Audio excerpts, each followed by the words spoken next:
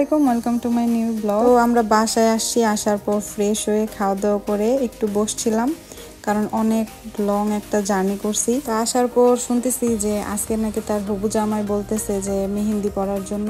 তো ঘরোয়া ভাবে যতটুকু করার ততটুকুই হচ্ছে আমরা করি, আর আমি যতটুকু পারি তাকে ততটুকুই হচ্ছে একটু সাজাই দিছি। তারপর হচ্ছে আমরা তাকে নিয়ে আসছি ছবি তোলার জন্য। এখানে হচ্ছে আমরা সবাই ছবি টবি তুলি, আর আমরা একটু ভিডিও করতেছিলাম, ঢং করতেছিলাম। আর এগুলার ক্যামেরাম্যান হচ্ছে আমার জামাইরে তো যতটুকু পারছি ততটুকু হচ্ছে আমরা জ্বালাইছি।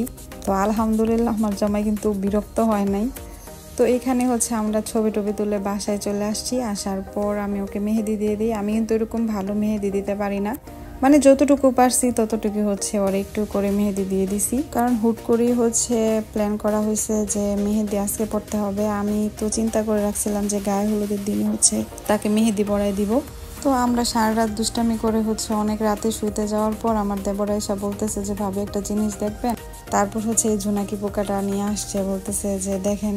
আমার কাছে মনে হয় যে একটা বয়মে যদি ঝুনাকি পোকা একসাথে রাখা হয় ওই জিনিসটা দেখতে আরো বেশি সুন্দর লাগে। তো আজকের ব্লগটা এই পর্যন্তই। হলুদের ব্লগে আমরা কি কি করতেছি দেখতে হলে কিন্তু নেক্সট ভিডিওর জন্য অপেক্ষা করতে হবে। তো এই পর্যন্ত সবাই ভালো থাকেন, আল্লাহ হাফেজ।